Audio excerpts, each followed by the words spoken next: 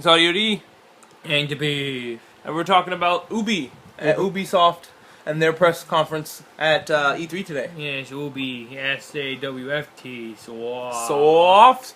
Ubisoft. I can't believe they started it with that performance. Oh, yeah. They started it with dance, Just Dance. That horribly non... I don't even know what it was. It was It was supposed to be like a perform. It was supposed to be like, "Hey, we're making a Just Dance, get excited!" But it just was like, look at how awkward and stupid this performance this is. horribly obvious lack of choreography. Yeah, they were just kind of randomly moving around on the thing, and it was You like had like a couple people who were on the stage who were trying to coordinate, but everyone else was just like, fuck it, we can't see what we're doing anyway. Yeah, so it was ass. I thought that was ass. Because they were wearing like animal heads and shit with no, like, one guy had a giraffe suit on, there was no way he was seeing, because his head was where the neck is. Yeah, it just seemed like lol random Penguin of Doom bullshit to sell this game. And nobody's gonna buy it. The people who are gonna buy this game aren't watching They this even conference. addressed that it was LOL Penguin of Doom. Yeah. But they addressed it like it was an endearing trait, which it isn't. No. That was Alicia. I'm sorry, Aisha. She came out and said that I didn't get a bingo, but I almost got 3 of them here. So that's saying something about what how predictable it was. So, okay. The Just Dance 2017, it said Dance on Demand is part of this. I don't know what that means. I am assuming You that... can turn on the game and play it whenever you want. But that's like all of the games. New feature. But... Brand new. Did it before Demand Never you play before now? seen. Dance right the fuck now. That's the way it was before. Now it's like, hey, you know what? We're tired of being overlords of your life. You can go to work now and live. Yeah. Just dance on your time. Yeah. Alright, so... Next... Are our Ubisoft masters not merciful? No. Ubisoft is a tyrant. Alright, so Tyrannical. let's go to Ghost Recon Wildlands, which I thought was the most boring shit, I think, at their press conference. It was cool shooting stuff. I wrote down in my notes, Ghost Recon Wildlands, look interesting, Army of 2 with drones. Multiplayer Far Cry. It looks like it could really be fun with like a group of friends. Like if you get 3 or 4 or 5 friends together. The thing is, the the chatterbox nonsense of the characters, is that the characters or is that the players? I thought that was the players. Because if that's the players, okay. But if that's the characters, oh my god, shut up. Like, yeah, shut I'm up. pretty positive that was the players. Okay.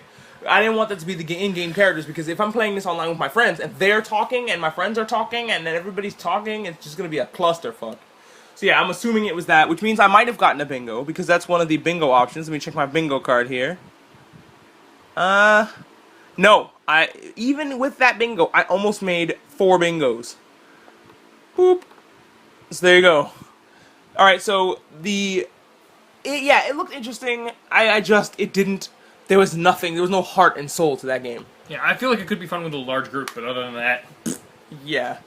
South Park, the game trailer was funny. The initial game trailer they showed was like a bunch of stuff from other games, and they made it really hardcore, and then it was like, South Park, and I was like, oh, okay, that's cute.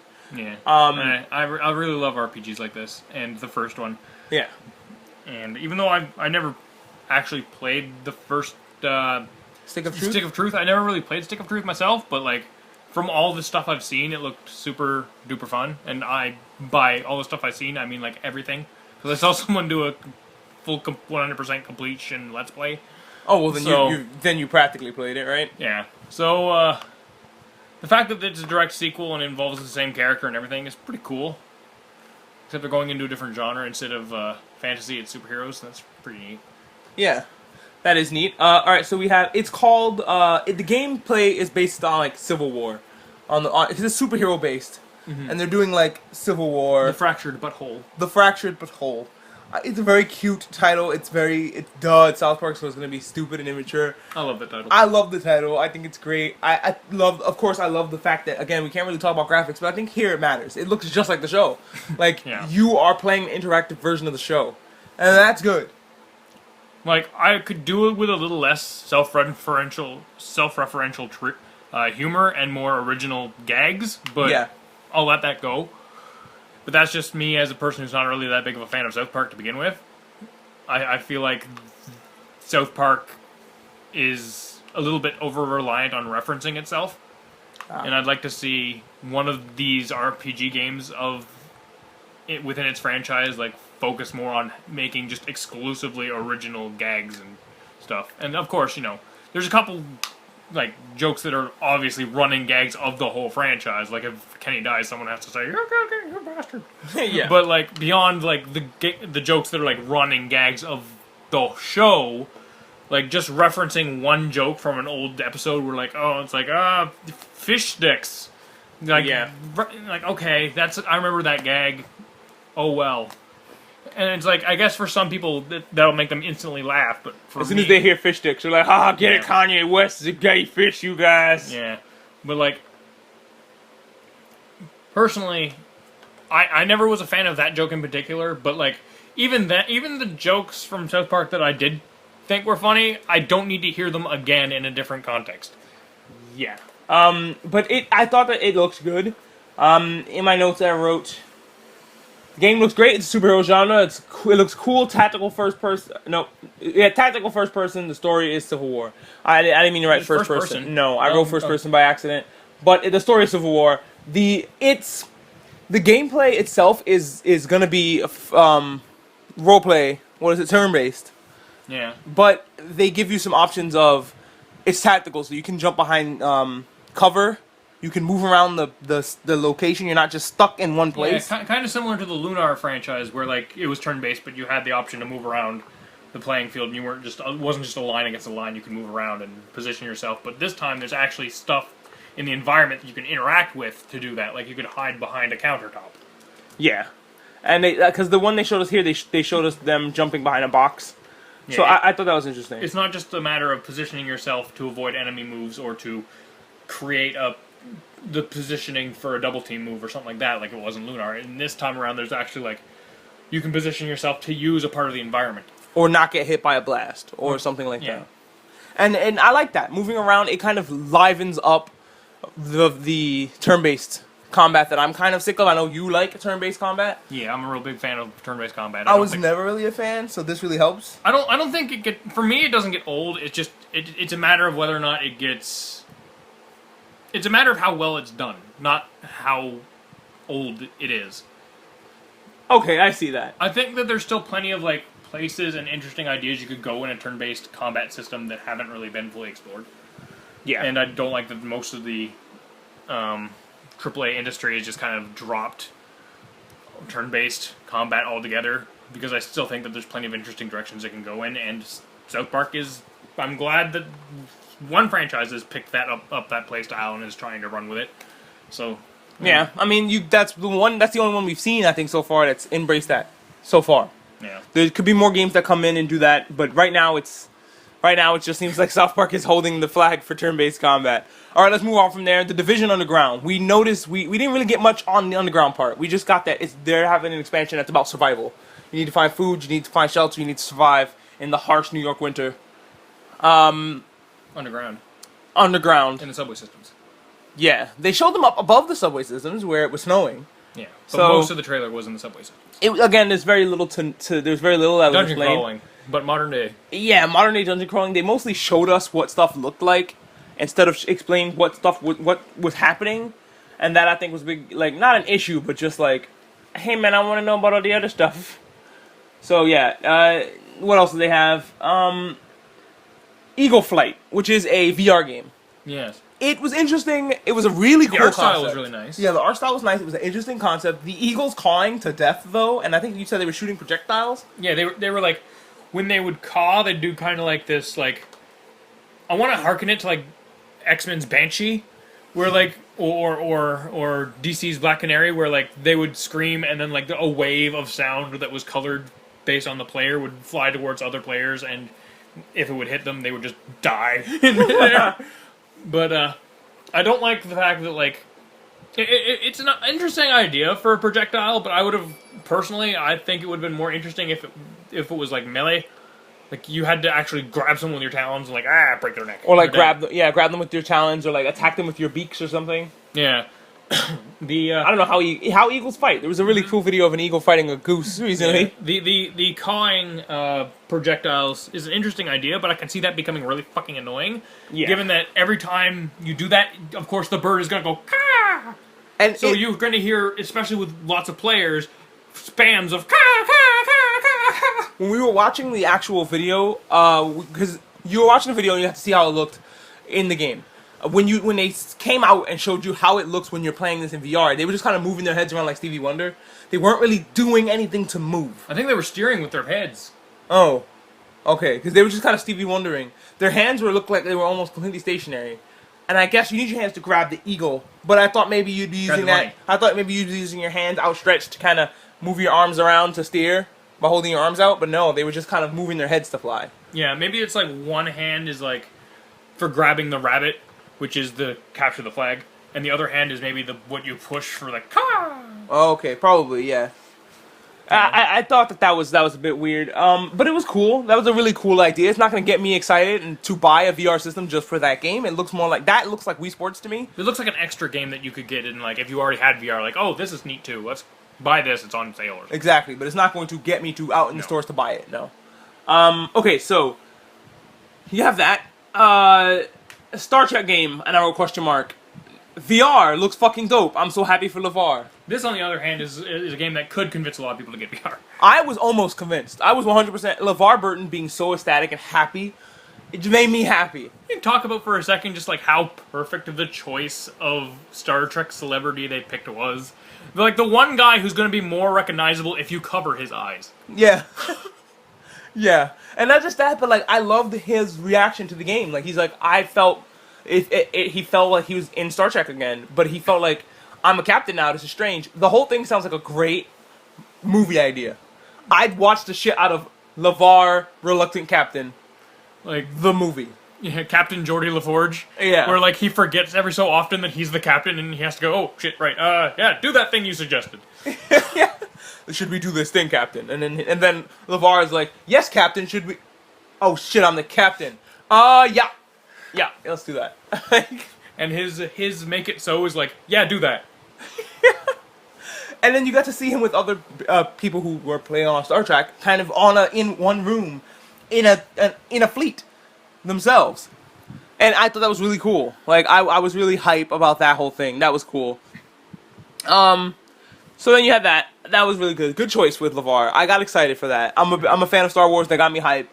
But let's move on from there and go to For Honor. I could talk about For Honor for the next like 20 years. For Honor looks so fucking good. It looks dope. I want to play it. I want to play as every single one of the people who's in it, and I hope that like down the line DLC expansions, which I know there's going to be. Mm-hmm. I hope they add like more factions of different kinds of warriors you can play as. For Honor looks like this is the thing, right? This is Ubi's thing now.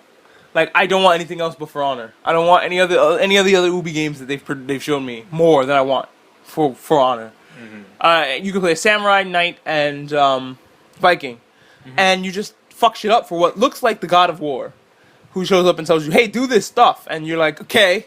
And at first, it looked like they were fighting for resources because the world was destroyed or something like that. Yeah, the God of War destroyed the world, and like which made more war happen because they were fighting for resources. Yeah, there was water, clean water, and they were like, "I'm gonna fight you for this clean water." And the staging that they set up for the trailer was dope. It was like, look, they're still fighting over this water, literally over it. This is the symbolism. They're standing over it fighting. Yeah. That was really cool. And then they showed like the characters evolved, showing that time was passing. Like that was such a well done trailer. I haven't seen a good trailer like that for a video game in a long fucking time. Yeah. But then they showed the gameplay, which Beef at first thought was like... I was worried, and like I was immediately disenfranchised by the game at first because I thought it was Dynasty Warrior. Which, like, if you like Dynasty Warrior, that's fine and well, good. That's not really my bag. That's not my cup of tea. That's not my bag of tea. But like a whole bag, a wet bag of tea. That's not my wet bag of tea. But then I saw that the controls for the combat was a little bit more intuitive and a little bit more creative with like grapples. You can throw them into obstacles, or like you can push certain... You can time button presses to, like, block attacks from different angles and then follow up with parries and shit. And then I was like, okay, now you got me. Yeah. You got me right back. Just by adding in that interesting parrying system and the grappling system, you got me right back in. And then, I want this. I want this again. Another good thing that was really cool was that they did that. And then they had this one-on-one fight between the Viking and the Samurai. And it was so fucking cool. Like... It just was so goddamn... Oh, I can't even just... Oh, my goodness. It's so cool. It was so fucking cool. And like I said, I want them as DLC to add more groups of warriors you can play as, and more campaign missions and things as a result. And Yeah. Oh man. Oh man. yeah. So dope. I was just losing it with joy. So you had lots of me being gleeful. So that was good. Yeah, like they could add in like Aztec warriors. That'd be awesome. Yeah, they could try to make an excuse as to why those people would be in that vicinity. Yeah. And I'd be down with it. I'd be like, okay, sure, whatever. It doesn't make any sense, but who cares? Give me fucking Aztecs. Don't care. Give me the Zulu right now. Yeah. Yeah, so I am definitely hype as shit about that game. The next thing we have here, Grow Up. It looks cute, and I wrote in my notes, reminds me of Mario Galaxy. It's like Mario Galaxy with a cute little robot. Yeah. There was like in DeviantArt, there was this huge like thing where they're constantly having these little robots made of cardboard. Was a huge thing that somebody did, and DeviantArt was like, that was like really huge on DeviantArt for a while. It reminded me a lot of that. Yeah. So you get to see some more of Grow Up. It was Mario Galaxy. Yeah, that was it really. How excited were you about it? I wasn't really excited at all about it, but it did look like a really fucking cute game. Like I can imagine like it's gonna sell really well, especially with like parents, I think, who would be getting it because it looks like one of those. It looks like it is definitely the most kid-friendly looking game that they showed at E3. Yeah, so far. Yeah, kids would definitely love the shit out of this game, and especially at Ubisoft in particular. Yeah, my niece would love this game. Like looking at it, my niece would go bananas. She's a huge fan of Little Big Planet, so like because of that, I assume that she would just love this too. So yeah, it was very cute. Moving on from that. We got, looking at my notes here, Trails of the Blood Dragon, which the presentation started off kind of like, fucking really? You know, like... Trials. Trials, Blood Dragon. Yeah. Trials of the Blood Dragon, it's called. Yes. I was like, okay. And at the same time, I was like, the setup for it, for the trailer to be so short, and for the presentation to be so short, their introduction for the two developers was just like, come on. Let's go. Like, Trials is good, Blood Dragon is good, but I'm disappointed that it's... I feel disappointed that it's not just a Blood Dragon sequel. Yeah. Like, Trials is good, but this seems like a fun little game that you play in the afternoon. I want a full Blood Dragon sequel, like you said, like... And it was set in the 90s, which is like, yes, this is great, but it's just Trials? Which Trials is good, but... God damn it, I want an over-the-top 90s shooter. Yeah, me too. So I was kind of let down by it being Trials. Sasha Banks got a shout out here. Inadvertently. So, a little bit. She did. Yeah. Alright, so Ass Creed. I wrote in my notes, Ass Creed the movie. They're gonna make it like the game, you guys, in my notes. Yeah, they're gonna make its original story apparently, but they're working to make it faithful. Yeah. Like I'd probably end up seeing it, but like... It's like, okay, great. Like, it felt like they weren't talking to me with that. They were trying to appease the gamers who were pissy because they was like, this is not my Assassin's Creed. But like, yeah, I think that's who they were trying to appeal to. I know it's a game property being turned into a movie, but I almost feel like it doesn't, like, this is not the fucking place for that. Yeah. But then again, maybe that's just, you know. I know, I feel that way too. It's like, not now. Can we not do this here? Can we do this not right now, please? That's how I felt about it, honestly. Yeah. And they announced that there was going to be, and we'll get to that later. Yeah, we'll get to that as the notes show up for it. The conference was hacked. Oh no, I wrote in my notes, and I wrote oh no, but I wanted to say it as just deadpan as possible. Sarcasm. Deadpan sarcasm. I wish we had an audio drop of our friend Tux just going, oh no, because he has such a great deadpan voice. But this was they did this to introduce Watch Dogs, and I wrote in my notes Watch Dogs 2 Real Edition. Looks better. Some design choices are iffy though. It does look better than the previous Watch Dogs. A lot better. It just, so like I said, the design choices look like these are people... Character designs. The character designs look like this is what corporations think millennials look like and act like, and here it is. It's Hollywood trope hackers. Yes. Which I think is like such a passé visual at this point. Yeah. Like the like glitchy aesthetic with the whole like, oh, they're like the one guy literally has like tattoos of like drama and comedy, and I'm literally just a fucking @ symbol and then the anarchy symbol on underneath his neck, and his goggles light up because that's hashtag cool boys. You know? Yeah. Exactly. It literally reeks of trying too hard. Oh, it's try hard like city. It's like, welcome to try hard world. Which sucks because like if that stuff wasn't there, I would actually really consider getting the game. But it's so like the character designs and the aesthetics of the game itself seem so. And I'm gonna sound like a pompous ass here, but I want to turn my nose up at it because it just seems so obnoxious. Yeah, I don't want to have anything to do with it. Obnoxious is the word. Like I felt annoyed by it the whole time it was going on. I was like, oh yeah, hacker culture. Am I right, you guys? Click, click, click, click, click, click. I'm in. Yeah, it's that gif. It's that gif of the guy at like Best Buy just typing furiously at Staples or something. Yeah, it's exactly that. That's what the game it looks like to me. But I like this one better. The premise is like there's a politician, there's like a rigged election, and I'm like, this is too real. We have to put that GIF in the doobly-doo. In the doobly-doo? Definitely. We'll put a link to the GIF in the doobly-doo. In the description, doobly-doo. Yeah, it's fucking fantastic. So yeah, that's I don't know, and I felt like they spent too long with this game. They spent a long time with all these games, and I get it. They have an allotted time that they have to use. They showed it, and they made a big ass mistake, a cardinal mistake, that you don't see very often. I don't think, at least not that I can recall, in big E3 press conferences like this, where they showed the gameplay footage and trailer first, and then they followed it up with a cinematic trailer. You don't do that in that order, because what that does is you've shown us the thing we care about, which is what the gameplay looks like, and then you show us this bullshit. We don't give two fucks. You show us the stuff where we barely give two fucks to get us hyped up for what the gameplay footage might look like. That's what you do. Yeah. You don't do it the other way around, because it makes no fucking sense. No. And then you got people sitting on their fucking hands. Yeah. This was a mess. And then Aisha was just all over the goddamn place. Like, Aisha was fed up with the audience, and she wouldn't stop telling the audience how fed up with them she was. And that was annoying because I'm not one of these people that sits on Twitter and harasses Aisha. I don't give a shit. I find her cringy as fuck, but you don't bother her. But I don't care. I don't bother her. I don't give a fuck. Do you, girl? Like, go be annoying somewhere else. Yeah, she's cringy as fuck a lot of the time. And honestly, there's like at least one presenter. I'm glad you're getting paid. Yeah, there's at least one presenter from each one of these conferences that is awesome.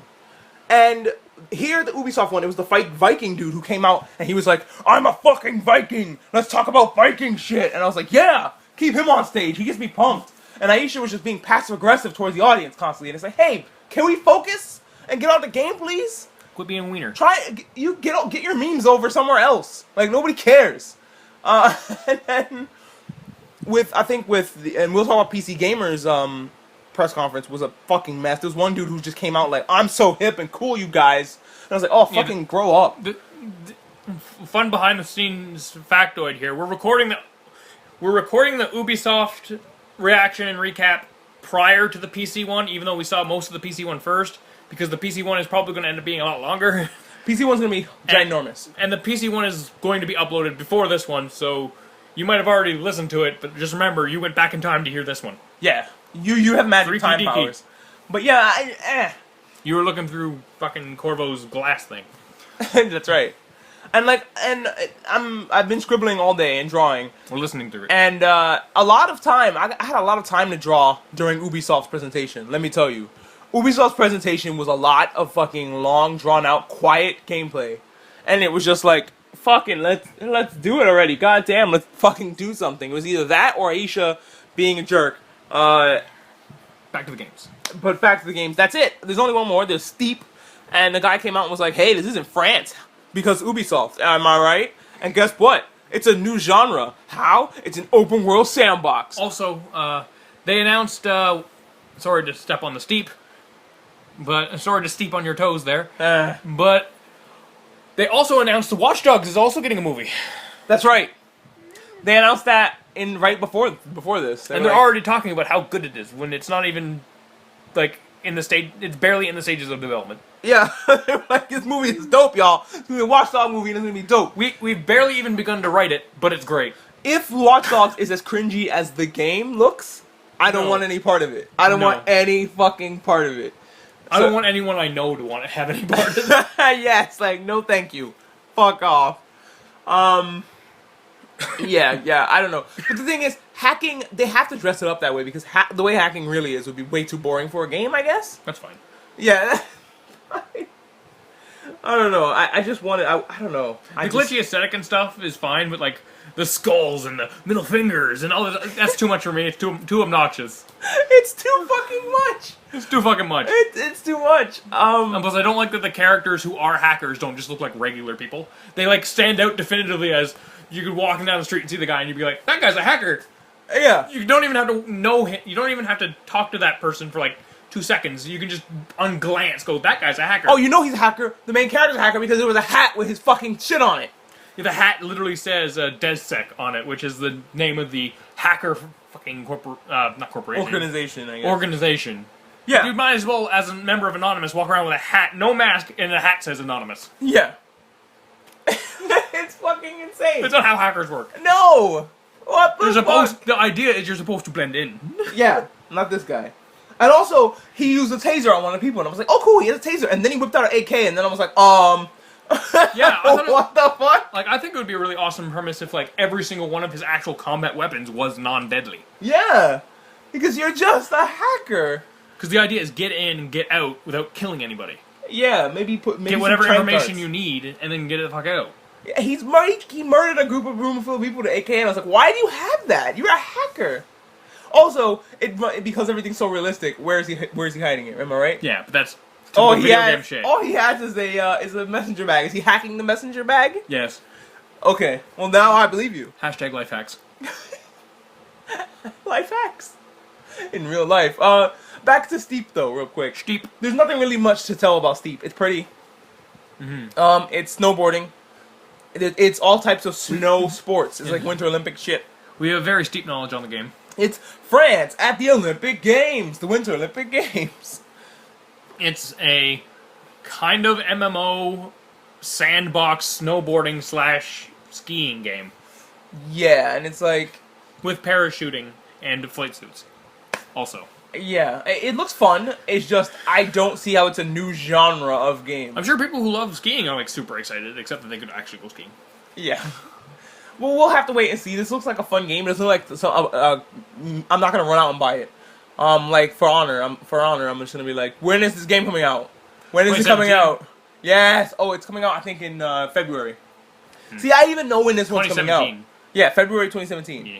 Which is making me hype. Like, I'm excited for this game that hasn't even come out yet. I'm like, I know a release date, sort of. And that's more than I know about any of the other games that were in the last couple days. I just hope more information doesn't come out that makes it be like, oh, turns out that game you were really hyped for is shitty. Oh, fuck, don't. But, I'll be so sad. There's microtransactions out the butthole. Oh, no. You want to wield an axe? Give us $1. You want to wield a different axe? Give us $2. Oh, fuck, no. Do you want to go to Japan? Yeah, that's part of the game, right? No. Give us $10. You pay up front now for the deluxe axe pack. You can get axes with a curve even on them. Whoa. Yeah. You get order now for $25. You can get the axe that's just a stick with a can of Axe body spray tied to it. If you buy it from Best Buy, you get a special Best Buy axe that says a blue handle. And it's literally the ticket. Yeah. Fuck. But yeah, that was Ubi. I thought Ubi was pretty okay. Microsoft still killed it so far. Yeah. That's before we see the other two big publishers. Microsoft did a pretty good job despite being very self-congratulatory and quite Oh annoying. Man, at the end of the fucking conference, they were just giving themselves a self-fellatio. Like, I get it. Like, celebrate the fact that you have it's a 30-year anniversary of your company. That's cool. But you don't have to, like, literally have everyone who did the presentation this year come out and literally just stand on stage just applauding themselves. Just clapping like, we did so good, you guys. We did so fucking good. Like, there's a tone of humility you have to kind of take with this stuff. Like, yeah, show your little video package that you put together, and let the audience then cheer you. Don't just come out before you even show the video package and just cheer yourself. Yeah, exactly. Oh, that was terrible. But yeah, that's it. That's Ubi. We're gonna start talking about in the past, we're gonna start talking about PC gaming for the future. So there's that. And that's it. Yeah, we'll Next is what? Sony? Next is Sony. Sony. PlayStation. Shit, I gotta start drawing some more of these little icons. Yeah, you do. Fuck. So, we'll see you over there.